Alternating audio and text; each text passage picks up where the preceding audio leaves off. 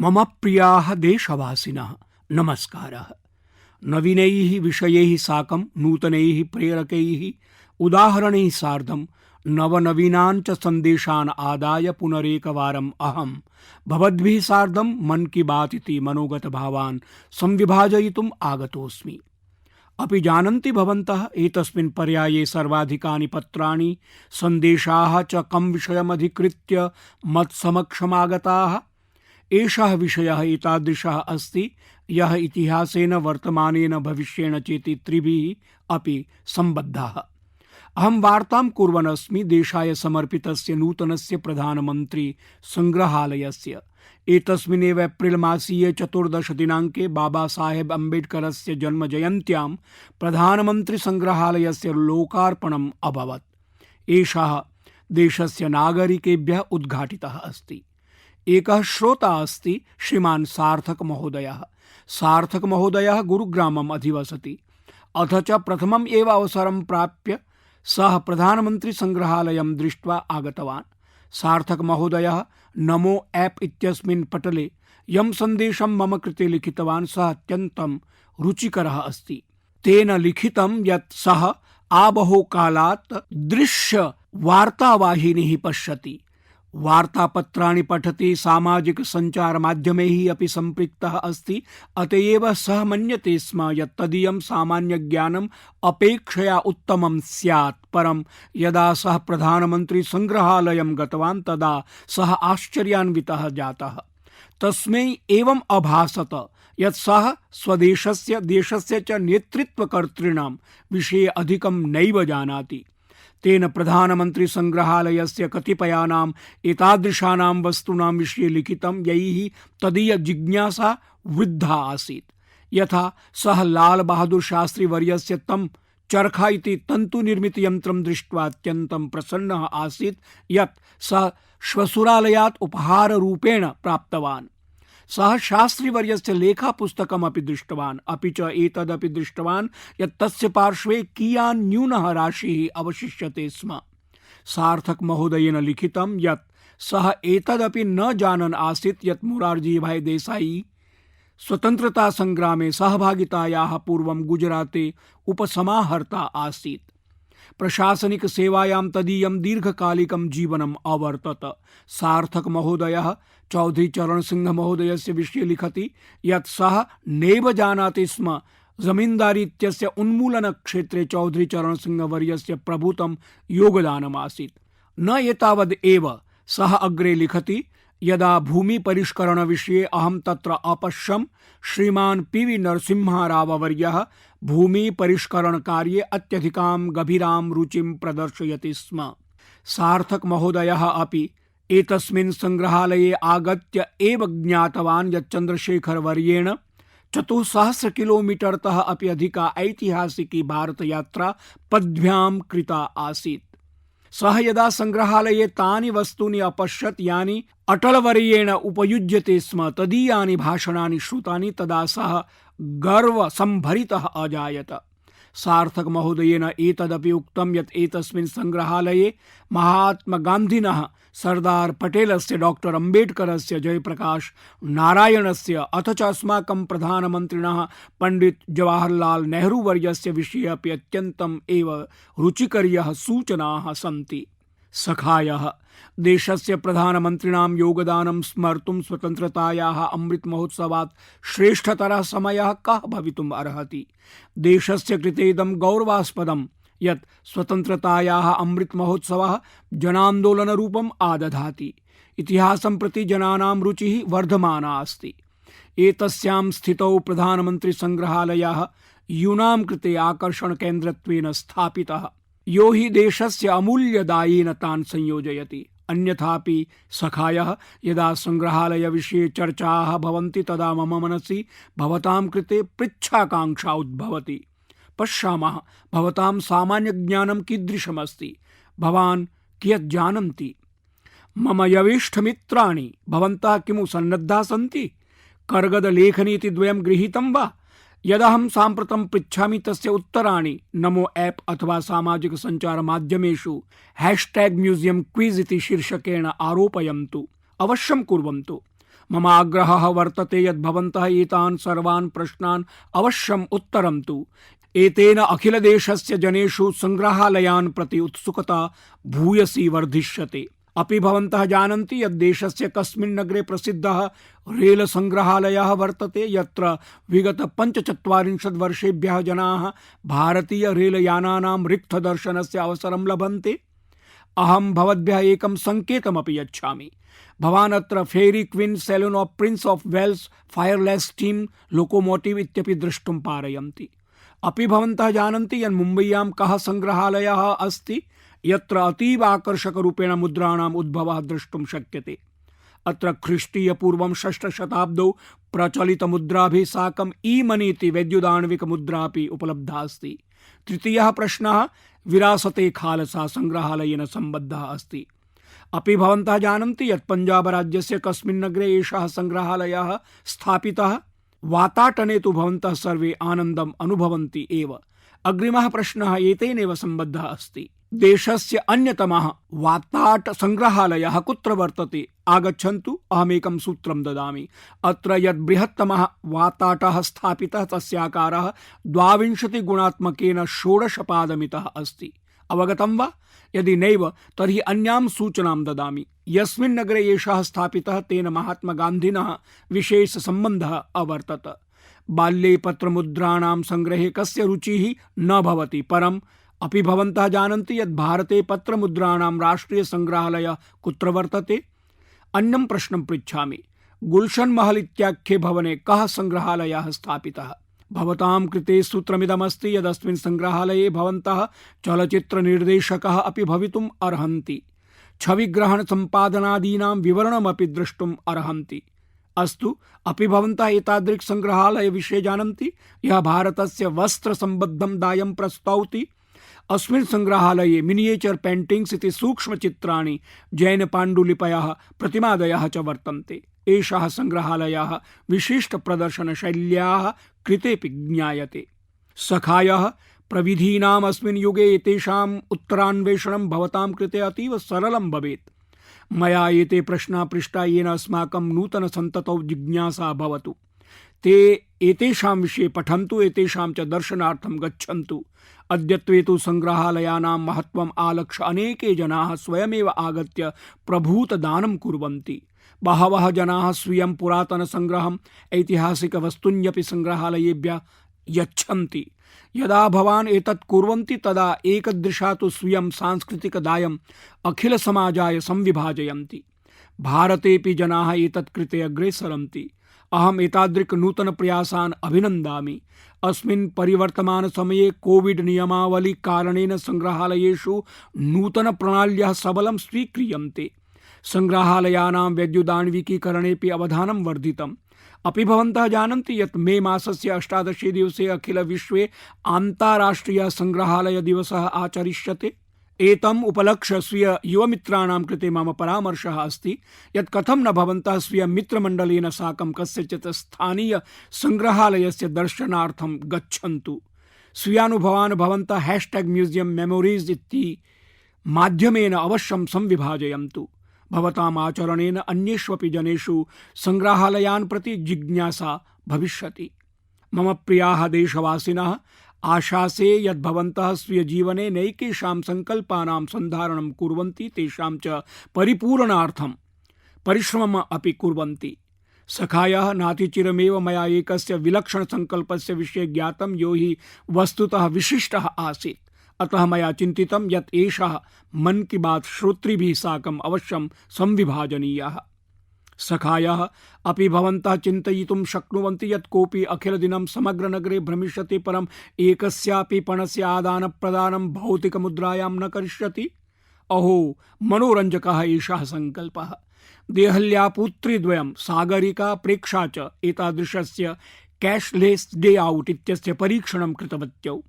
सागरिका प्रेक्षा च देहल्यां यत्र कुत्रापि अगच्छतां ताभ्यां डिजिटल अर्थात वैद्युदाण्विक धनप्रदानस्य सौविध्यम् उपलब्धम्। UPI QR कोड इत्यस्य साहाय्येन ताभ्यां कुत्रापि भौतिकमुद्रा प्रयोगस्य आवश्यकता नैव अवर्तत। वीथिभोजनालयेषु, शकटापणेषु, मार्गान्तरविपणिषु अपि ऑनलाइन ट्रांजैक्शन सौविध्यम् उपलब्धमासीत्। सखायः कोऽपि चिन्तयितुं शक्नोति यत् देहली महानगरमस्ति, अत्र एतेषां सौविध्यानाम् उपलब्धिः सुकरा भवेत्, परं साम्प्रतम् एवं नास्ति। यूपीआई इत्यस्य प्रसारः केवलं देहली सदृशेषु महानगरेषु एव सीमितः नास्ति।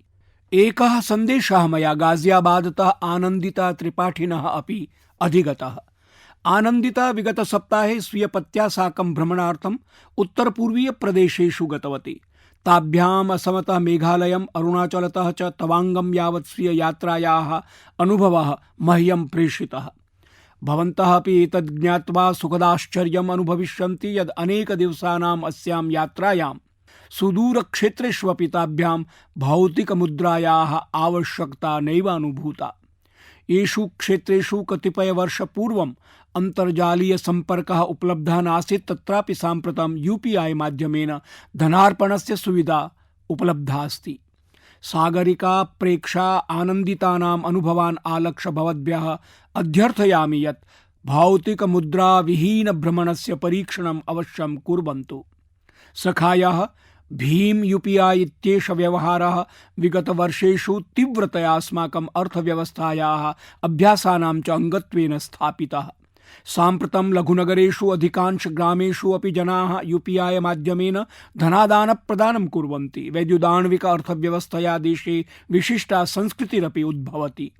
वीथिकोणेषु स्थापितासु लघु आपणिकासु अपि वैद्युदाण्विक धनादानप्रदानेन अधिकाधिकक्रेतृभ्यः सौविध्यप्रदानं सुकरं जातम्।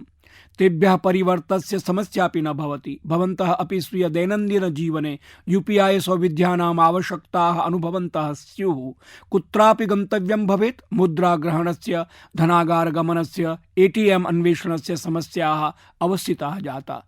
चलभाषयन्त्रेणैव सर्वविधं धनप्रदानं शक्यमस्ति। परम् अपि भवद्भिः कदाचित् चिन्तितं यत् भवन्तः एतैः स्वल्पैः ऑनलाइन इति सद्यस्कैः धनप्रेषणैः देशे कियती महती वैद्युदाण्विकी अर्थव्यवस्था सन्नद्धा अस्ति।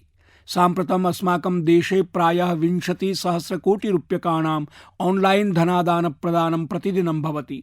विगते मार्च मासे तु यूपीआई विनिमयः प्रायशः 10,00,000,000,000 स्तरं प्राप्तवान्।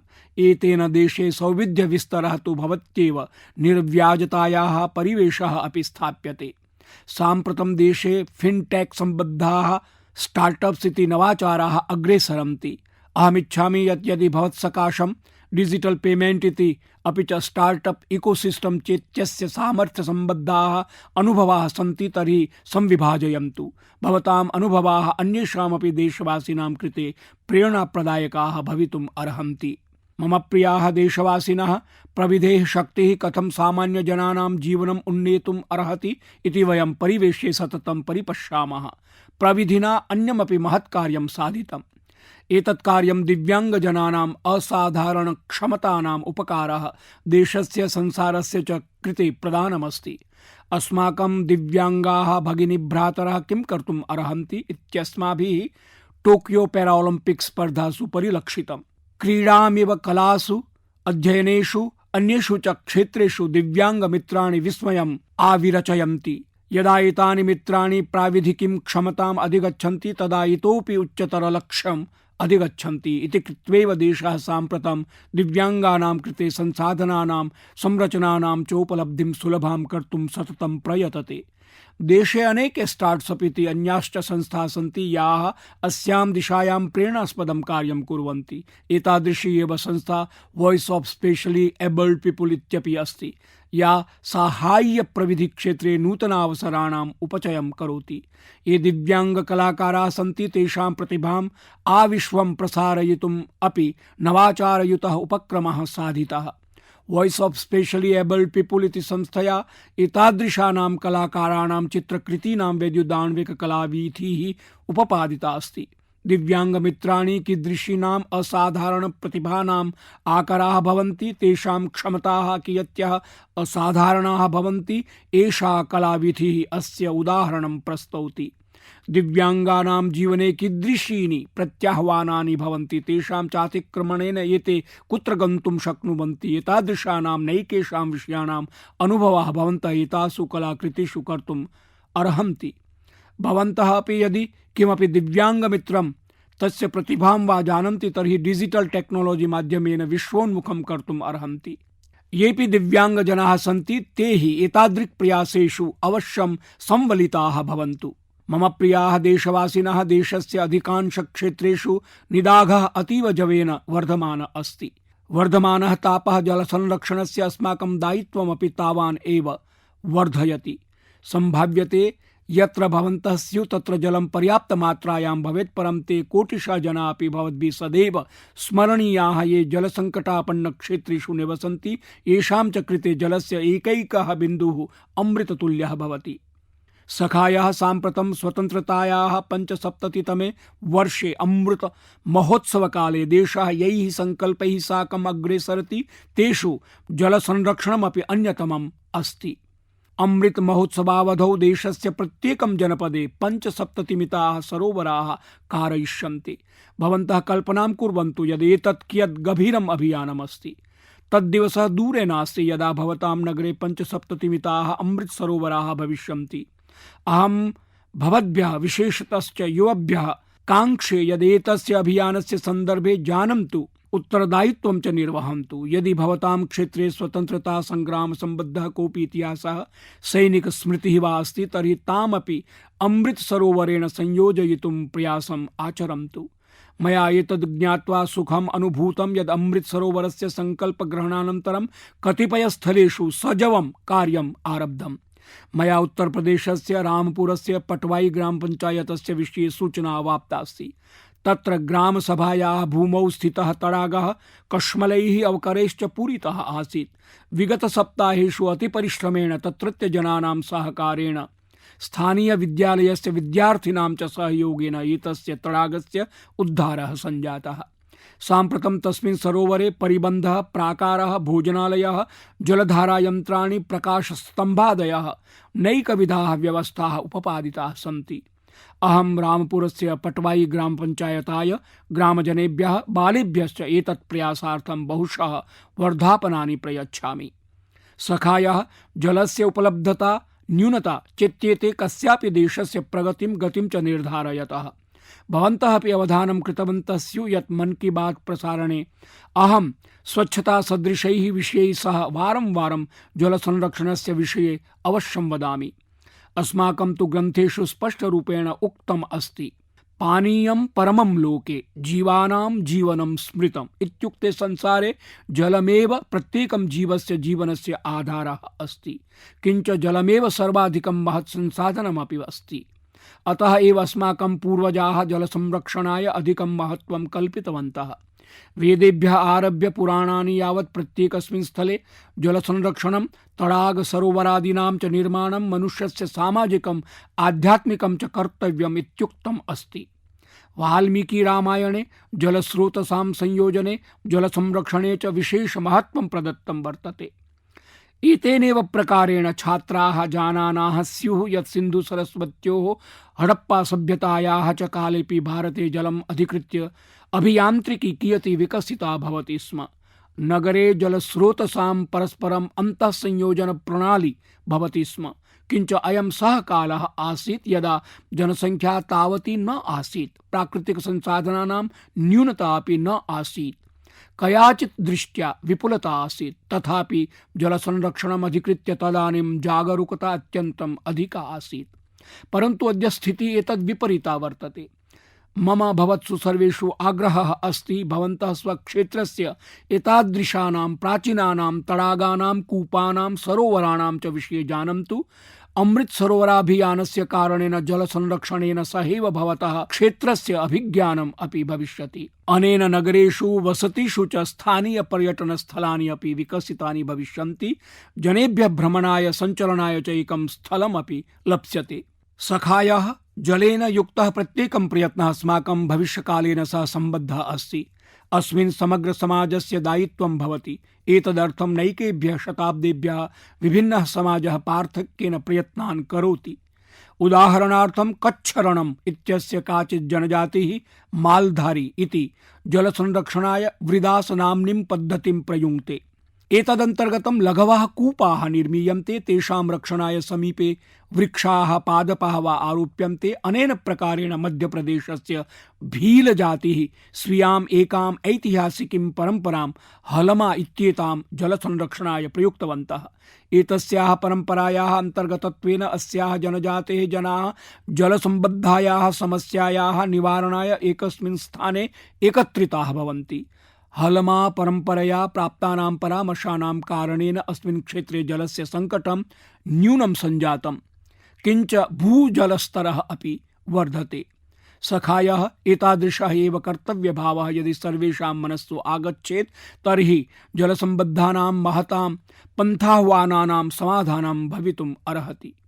आगच्छेम स्वतन्त्रतायाः अमृत महोत्सवे वयं जलसंरक्षणाय जीवन संरक्षणाय च संकल्पं कुर्याम। वयं प्रतिबिन्दुजलं प्रत्येकं जीवनं च रक्षेम। मम प्रियाः देशवासिनः, भवन्तः दृष्टवन्तः स्युः यत् कतिपयेभ्यः दिनेभ्यः पूर्वम् अहं स्वस्य युवमित्रैः छात्रैः सह परीक्षाविषयिणीं चर्चां कृतवान्। अस्याः चर्चायाः सन्दर्भे कतिपयाः छात्राः उक्तवन्तः यत् परीक्षायां ते गणितात् भयम् अनुभवन्ति। एतादृशानि एव कानिचन वृत्तानि छात्राः मह्यं स्वीयसन्देशरूपेण प्रेषितवन्तः। तदानीमेव अहं निश्चितवान् यत् अस्मिन् पर्याये गणितविषये मन की बात कार्यक्रमे अवश्यं चर्चां करिष्यामि। सखायः, गणितं तु एतादृशः विषयः अस्ति यमधिकृत्य अस्माभिः भारतीयैः अत्यन्तं सहजतया भवितव्यम्। वस्तुतः गणितम् अधिकृत्य सम्पूर्ण विश्वस्मै सर्वाधिकम् अनुसन्धानं योगदानं च भारतीयाः जनाः कृतवन्तः। शून्यम् इत्युक्ते जीरो इत्यस्य आविष्कारस्य महत्त्वस्य च विषये भवन्तः सर्वे श्रुतवन्तः स्युः। भवन्तः एवमपि शृण्वन्ति यत् यदि शून्यम् इत्यस्य आविष्कारः न अभविष्यत् तर्हि प्रायशः विश्वस्य एतावतीं वैज्ञानिकप्रगतिम् अपि द्रष्टुं न अशक्ष्याम। गणनायाः आरभ्य संगणकं यावत् सर्वेपि वैज्ञानिकाः आविष्काराः शून्याधारिताः सन्ति। भारतस्य गणितज्ञाः विद्वांसः तु एवं लिखितवन्तः यत् किञ्चित् वस्तु तत्सर्वं गणितेन विना नहि। तन्नाम अस्मिन् ब्रह्माण्डे यत्किमपि अस्ति तत्सर्वं गणिताधारितं वर्तते। भवन्तः विज्ञानस्य अध्ययनं यदि स्मरिष्यन्ति तर्हि एतस्य तात्पर्यम् अवगमिष्यन्ति। विज्ञानस्य प्रत्येकं सिद्धान्तः गणितीय सूत्रेण एव अभिव्यक्तः भवति। न्यूटन महोदयस्य नियमाः सन्तु उत प्रसिद्धानि समीकरणानि, ऐन्स्टाइन् महोदयस्य ब्रह्माण्डेन सम्बद्धं सर्वमपि विज्ञानं गणितमेव खलु। अधुना तु वैज्ञानिकाः अपि प्रत्येकं वस्तुनः सिद्धान्तः इत्यस्य अपि चर्चां कुर्वन्ति। तन्नाम किञ्चन तादृशं सूत्रमेकं येन ब्रह्माण्डस्य प्रत्येकं वस्तुनः अभिव्यक्तिः कर्तुं शक्यते। गणितस्य साहाय्येन वैज्ञानिकावगमनस्य एतावती विस्तृता कल्पना अस्माकं ऋषयः सर्वदैव कृतवन्तः। वयं यदि शून्यस्य आविष्कारं कृतवन्तः तर्हि तेन सहैव अनन्तम् अपि अभिव्यक्तवन्तः। सामान्य दैनन्दिन वार्तालापे यदा वयं संख्यायाः विषये चर्चां कुर्मः तर्हि मिलियन, बिलियन, ट्रिलियन यावत् वदामः, चिन्तयामः च। परन्तु वेदेषु भारतीय गणिते च या गणना अत्यन्तम् अग्रे यावत् अस्ति। अस्माकं देशे अत्यन्तं पुरातनः श्लोकः प्रचलितः वर्तते। एकं दशं शतं चैव सहस्रम् अयुतं तथा लक्षं च नियुतं चैव कोटिः अर्बुदम् एव च वृन्दं खर्वो निखर्वः च शंखः पद्मः च सागरः अन्त्यं मध्यं परार्धः च दशवृद्ध्या यथाक्रमम्। अस्मिन् श्लोके संख्यायाः क्रमः वर्णितः विद्यते। यथा हि एकं दश शतं सहस्रम् अयुतं च लक्षं नियुतं कोटिः च। एवं प्रकारेण एषा संख्या अग्रे प्रचलति शंखं पद्मं सागरं च यावत्। एकस्य सागरस्य आशयः भवति यत् 10 इत्यस्य 57 गुणितं। न केवलम् एतावत् अपितु ओघ महोघ सदृशी संख्याः अपि भवन्ति। एकः महोघः भवति 10 इत्यस्य 62 गुणितं। तन्नाम एकस्य अग्रे 62 शून्यानि। वयम् एतावत्याः बृहत्याः संख्यायाः कल्पनां मस्तिष्के कुर्मः चेत् काठिन्यं भवति। परन्तु भारतीय गणिते तस्याः प्रयोगः सहस्रं वर्षेभ्यः प्रचलति।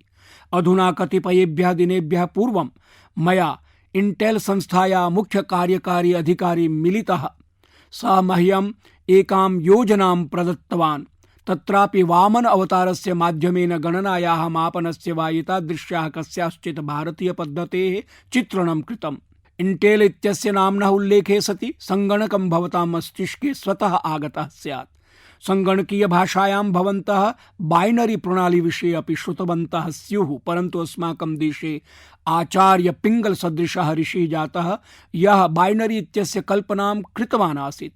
अनेनैव प्रकारेण आर्यभट्टाद् आरभ्य रामानुजन सदृशाः गणितज्ञाः यावत् गणितस्य अनेकेषां सिद्धान्तानां विषये अस्माकं देशे कार्यं जातं वर्तते। सखायः अस्माकं भारतीयानां कृते गणितं कदापि कठिनविषयः नासीत्। अस्य महदेकं कारणम् अस्माकं वैदिकगणितमपि वर्तते। आधुनिककाले वैदिकगणितविषयकं श्रेयः अवाप्यते श्री भारती कृष्णतीर्थजी महाराजाय। सः गणनायाः प्राचीनां परम्पराम् उज्जीवितवान्, तां च वैदिकगणितमित्यपि नाम प्रदत्तम्। वैदिकगणितस्य सर्वाधिकः विशिष्टः कर्ता विषयः एषः अस्ति यत् अस्य माध्यमेन कठिनातिकठिनामपि गणनाम् अत्यन्तं सरलतया मनस्सु कर्तुं शक्नोति। अद्यत्वे सामाजिक संचार माध्यमेषु वैदिकगणितम् अवगन्तॄणाम् अनेकेषां दृश्याङ्कनचित्राणि भवन्तः दृष्टवन्तः स्युः। अद्य मन की बात इत्यत्र वैदिकगणितं शिक्षयितुम् एकम् एतादृशमेव मित्रम् अस्माभिः सह अपि संयुक्तः भवति। एषः मित्रमस्ति कोलकातायाः गौरव टेकरीवाल वर्यः। सः च सार्धद्विवर्षाभ्यां वैदिक गणितस्थम् अभियानमेतत् अत्यन्तं समर्पणभावेन अग्रे वर्धापयति। आगच्छाम तेन सहैव किञ्चित् संवादं कुर्मः। मोदीवर्यः: गौरव महोदय नमस्ते। गौरवः: नमस्ते श्रीमन् मोदीवर्यः। अहं श्रुतवान् यत् भवान् वैदिक गणिते महती रुचिम् आवहति, बहु किमपि करोति। पूर्वं तु भवतः विषये ज्ञातुम् इच्छामि, अनन्तरं च अस्मिन् विषये भवतः रुचिः कीदृशी अस्ति तस्मिन् विषये किञ्चित् मां वदतु। गौरवः: श्रीमन्, अहं 20 वर्षेभ्यः पूर्वं बिजनेस स्कूल निमित्तम् आवेदनं करोमि स्म। तदा तत्सम्बद्धा स्पर्धात्मिका परीक्षा भवति स्म, यस्याः नाम अस्ति कैट। तस्याम् अनेके प्रश्नाः गणितसम्बद्धाः भवन्ति स्म। अल्पेन एव कालेन तेषां प्रश्नानां समाधानं करणीयं भवति स्म। मम माता मह्यं पुस्तकम् एकम् आनीय दत्तवती, यस्य नाम आसीत् वैदिकगणितम्। भारती कृष्णतीर्थ महाराजः पुस्तकं लिखितवान्। तस्मिन् च 16 सूत्राणि दत्तानि, यत्र गणितस्य समाधानम् अत्यन्तं सरलरीत्या महता वेगेन च भवति स्म। यदा अहं तत् पठितवान् तदा मह्यं महती प्रेरणा लब्धा। तदनु मम रुचिः गणिते समुत्पन्ना। अहम् अवगतवान् यत् यस्मै विषयाय भारतस्य योगदानं वर्तते, यश्च अस्माकं निधिः वर्तते, सः विश्वस्मिन् सर्वत्र प्रापयितुं शक्यते। तदा आरभ्य एतत् महत् उद्देश्येन अङ्गीकृतं यत् वैदिकगणितं विश्वस्य कोणं प्रति प्रापयेम, यतः गणितस्य भयं प्रत्येकं जनं पीडयति। वैदिकगणितात् सरलम् इतोपि किं भवितुं शक्यते। मोदीवर्यः: कतिभ्यः वर्षेभ्यः भवान् अत्र कार्याणि करोति। गौरवः: मम अद्यावधि 20 वर्षाणि अतीतानि श्रीमन्। मोदीवर्यः: इतोपि जागरूकतायै किं करोति, कान् प्रयोगान् करोति, जनानां समीपं कथं गच्छति। गौरवः: वयं विद्यालयान् गच्छामः, वयम् आभासीय माध्यमेन शिक्षां प्रयच्छामः। अस्माकं संस्थायाः नाम वैदिक मैथ्स फोरम इंडिया अस्ति। तस्याः संस्थायाः माध्यमेन वयं 24 घण्टाः यावत् वैदिकगणितं पाठयामः श्रीमन्। मोदीवर्यः: गौरव महोदय, भवान् तु जानाति यत् अहं निरन्तरं बालैः सह वार्तालापं कर्तुम् इच्छामि, तदर्थम् अवसरम् अपि मृगयामि। परीक्षायोद्धीन् तु अहं सर्वदा एकेन प्रकारेण सामाजिकान् कृतवान् अस्मि। ममापि अनुभवः अस्ति यत् आधिक्येन यदा बालैः सह संवादं करोमि तदा गणितस्य नाम्नः श्रवणमात्रेण एव ते पलायन्ते। मम प्रयत्नः एषः एव अस्ति यत् कारणं विना यत् वृथा भयम् उत्पन्नं तद् दूरीकरणीयम्। किञ्च लघ्वी प्रविधिविधिः यथा परम्परया अस्ति, या च भारतस्य गणितस्य च विषये नूतनं नास्ति। प्रायशः विश्वस्मिन् पुरातनीषु परम्परासु भारतस्य पार्श्वे गणितस्य परम्परा वर्तते। तर्हि परीक्षायोद्धृभ्यः भयनिवारणं करणीयं। तर्हि भवान् तान् किं कथयिष्यति। गौरवः: महोदय, एतत्तु सर्वतः अधिकम् उपयोगी अस्ति। बालेभ्यः यतो हि प्रत्येकं गृहे बालानां मनस्सु विद्यमानं परीक्षाभयं दूरं गतम् अस्ति। परीक्षाभ्यः बालाः विद्यालयात् बहिः अतिरिक्तकक्षाः स्वीकुर्वन्ति। पितरौ चिन्तितौ भवतः, शिक्षकाः अपि चिन्तिताः भवन्ति। परं च वैदिकगणितेन एताः सर्वाः समस्याः अपक्षीयन्ते। एतस्य साधारणगणितस्य अपेक्षया वैदिकगणितं प्रतिशतं 1500 तीव्रम् अस्ति। अथ च एतेन बालेषु अत्यात्मविश्वासः आयाति, मस्तिष्कम् अपि तीव्रं चलति। यथा वयं वैदिकगणितेन सह योगमपि आरब्धवन्तः, येन बालाः स्वेच्छया नेत्रे निमील्य अपि वैदिकगणितपद्धत्या गणनां कर्तुं शक्नुवन्ति। मोदीवर्य, वस्तुतः ध्यानस्य या परम्परा अस्ति तस्यामपि अनेन प्रकारेण गणनं ध्यानस्य कश्चन प्राथमिकः पाठः भवति। गौरवः, सत्यं महोदय। भवतु गौरववर्य, मह्यम् एतत् अत्यन्तम् अरोचत। अथ भवता लक्षान्वितः भूत्वा एतत् कार्यं स्वीकृतम्। अथ विशेषतया भवतः माता अभिनन्दनीया, या सम्यक् गुरुरूपा भवन्तम् एतत् मार्गम् आनीतवती। अपि च अद्य भवान् लक्षशः बालान् तं मार्गं नयन् अस्ति। मम परतया भवते बहुशः शुभकामनाः। गौरवः, धन्यवादाः महोदय। अहं भवते कृतज्ञतावचनं प्रकटयामि श्रीमन्, यत् वैदिकगणिताय भवान् विशिष्टपदं चिन्तयन् मां चितवान्। श्रीमन्, एतदर्थं वयं कृतज्ञाः स्मः। मोदीवर्यः, बहुशः धन्यवादाः, नमस्कारः। गौरवः, नमस्ते महोदयः। सखायः, गौरववर्येण अत्यन्तम् उत्तमरीत्या सूचितं यत् वैदिकगणितं कथं गणितस्य कठिनताः अपसार्य आनन्दयुतं करोति। न एतावद् एव, वैदिकगणितेन भवन्तः बृहतीः वैज्ञानिकसमस्याः अपि समाधातुं शक्नुवन्ति। इच्छामि यत् सर्वे मातृपितरः स्वबालान् वैदिकगणितम् अवश्यं शिक्षयेयुः। एतेन तेषाम् आत्मविश्वासः तु वर्धिष्यते एव, तेषां मस्तिष्कस्य विश्लेषणक्षमताः अपि वर्धिष्यन्ते। अथ एवमपि गणितम् आलक्ष्य केषुचित् बालेषु किञ्चित् अपि भयं भवति, तद्भयम् अपि पूर्णतया समाप्तं भविष्यति। मम प्रियाः देशवासिनः, मन की बात कार्यक्रमे अद्य संग्रहालयात् आरभ्य गणितं यावत् अनेकेषु ज्ञानवर्धक विषयेषु चर्चा जाता। एते सर्वे विषयाः भवतां परामर्शैः एव मन की बात कार्यक्रमस्य भागभूताः भवन्ति। एवं प्रकारेण एव भवन्तः मह्यं भविष्येपि स्वपरामर्शान् नमो ऐप अथ माइगोव माध्यमाभ्यां प्रेषयन्तः भवन्तु। आगामीषु दिनेषु देशे ईद पर्व अपि आगम्यमानम् अस्ति। मे मासस्य तृतीये दिने अक्षय तृतीया, भगवतः परशुरामस्य जयन्ती अपि आमानयिष्यते। कतिपय दिनानन्तरम् एव वैशाख बुद्ध पूर्णिमा पर्व अपि आगमिष्यति। एतानि सर्वाणि अपि पर्वाणि संयम, पवित्रता, दान, सौहार्दानां पर्वाणि सन्ति। भवद्भ्यः सर्वेभ्यः एतेषां पर्वणां कृते अग्रिम शुभकामनाः। एतानि पर्वाणि अत्यन्तम् उल्लासेन, सौहार्देन च आमानयन्तु। एतेषु सर्वेषु आनन्दोत्सवेषु भवद्भिः कोरोना संक्रमणात् सतर्कैः भवितव्यम्। मुखनासिकयोः आवरकप्रयोगः, नियतकालावधौ प्रतिवारं हस्तप्रक्षालनं, संरक्षणाय अन्येपि ये आवश्यकाः उपायाः सन्ति ते भवद्भिः अवश्यम् अनुपालनीयाः। आगामिनि क्रमे मन की बात कार्यक्रमे वयं पुनः मेलिष्यामः। तथा च भवद्भिः प्रेषितान् काञ्चन अपरान् अपि नवीनान् विषयान् चर्चयिष्यामः। तावत्पर्यन्तं सौप्रस्थानिकं स्वीकुर्मः। भूयांसो धन्यवादाः।